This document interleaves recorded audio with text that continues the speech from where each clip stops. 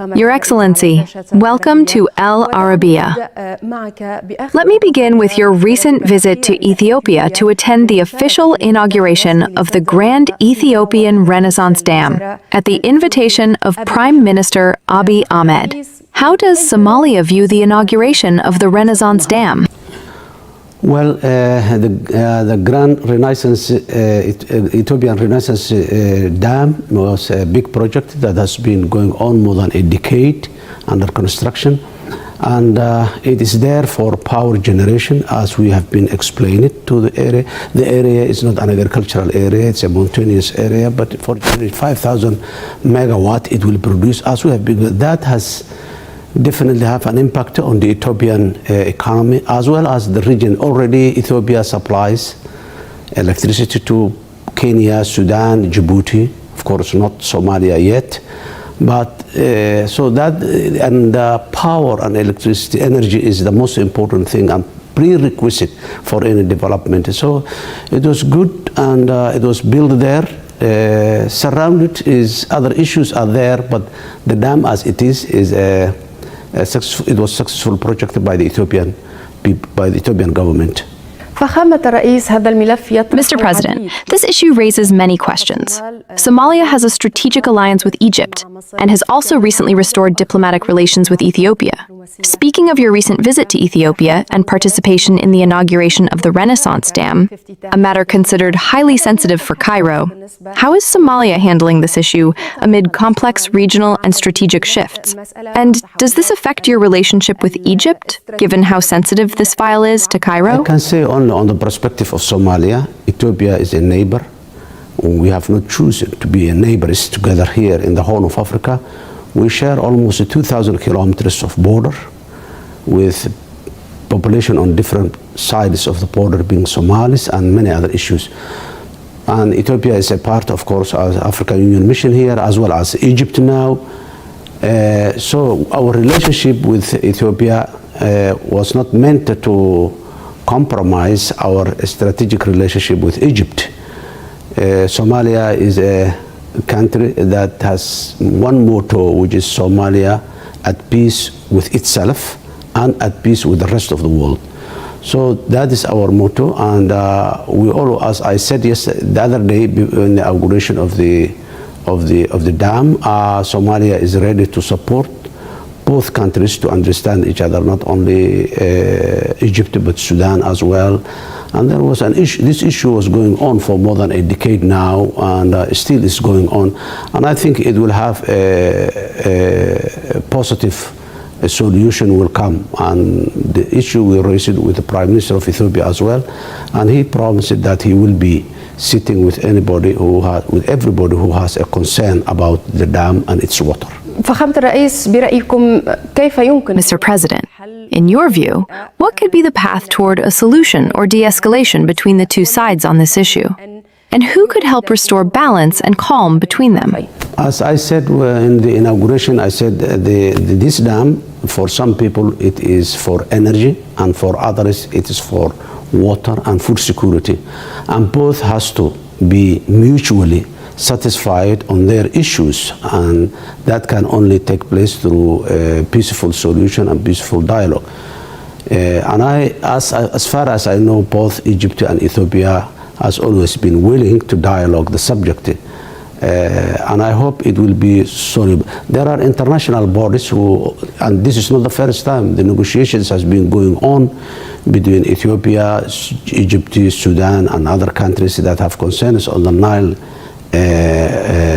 Delta, or Nile Belt, Nile Basin. And this dialogue reached somewhere, and one of the times there was a signed agreement, another time is discussions going on. And I think it will go on, and it will come up. The solution will come at the end. A few days ago, an Egyptian military delegation arrived in Mogadishu in preparation for the deployment of Egyptian troops under the African Union mission to support stability in Somalia. How do you, Mr. President, view this step? And what will be the role of the Egyptian forces in Somalia? Somalia and Egypt has a very, very long historic relationship, and a very strategic partner as well recently. We have that strategic partner with Egypt, even Somalia, before we become independent. In the 1950s, when Jamal Abdel Nasser was there, and when the Canal Suez was attacked, Somalia was not an independent, but the Somali people by that time, they stood up and they stand with the Egyptians. Since then, and our relationship is 1,000 years old, since Hatshepsut visited Somalia in those years, 5,000 years ago. So Somalia and Egypt has that type of bond together. In that line, Egypt now is participating in the peace mission, the African Union mission here in Somalia. This is the first time that Egypt is being part of the mission. You know, always there are delays here and there from the African Union, from the UN, from many places, but the Egyptians, they make the last assessment. When the officers come here, they assess the ground, they assess the area that they are going to operate. So what we are waiting only is the arrival, the first contingent of the Egyptian to arrive in Somalia soon and work in the umbrella of the African Union. But as well as Egypt has been supporting Somalia, Somali security forces, Somali defense forces, all of them by training, providing certain equipment. So the relationship between Somalia and Egypt is very, very strong. There has been some Ethiopian discontent, or let's say concern, regarding the arrival of this Egyptian military delegation in Mogadishu. The Ethiopian ambassador to Somalia even expressed such concerns publicly. Did Addis Ababa communicate with you or raise this issue directly? No, they've never been raised with my level or even with the ministerial level. I heard that the Ethiopian ambassador, but that was not right. But here one thing is Somalia is independent and sovereign state, and our decisions are sovereign as well. So we choose Egypt to come here, and definitely they will. Mr. President, how do you view the recent statements by Ethiopian Prime Minister Abiy Ahmed, in which he described his country's loss of access to the Red Sea as a historic mistake and a matter of national survival, pledging to regain that access? Do you consider this a threat, even indirectly, to Somali interests or to the overall security of the Horn of Africa, including Somalia, Ethiopia, Djibouti, and Eritrea?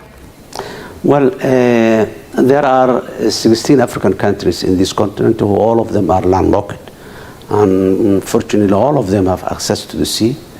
And the Red Sea is one of the seas that surrounds Africa. So if Ethiopia wants to reach the Red Sea, they can, but there are always standards, ways to reach. And I hope that they will follow that universally accepted standards to reach there.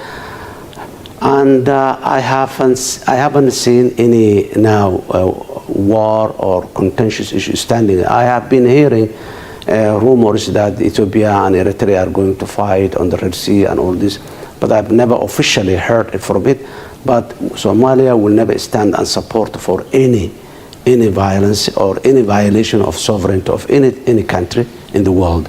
So we hope that the Red Sea is a very, very important and strategic sea. Of course, Somalia is not immediately part, but it concerns our economy, it concerns our security, and we have a say on it. So we hope that all those countries who are bordered with the Red Sea and those who have security concerns about the Red Sea, all of them has to agree and has to understand each other. There is no country that can be allowed to violate the sovereignty and the territorial integrity of any other country. And I'm not hoping, I'm not expecting that there will be a war, but our position is very clear. We need countries to, when they have issues, to sit together, dialogue and agree on, but not use of forces. It's not our favor at all.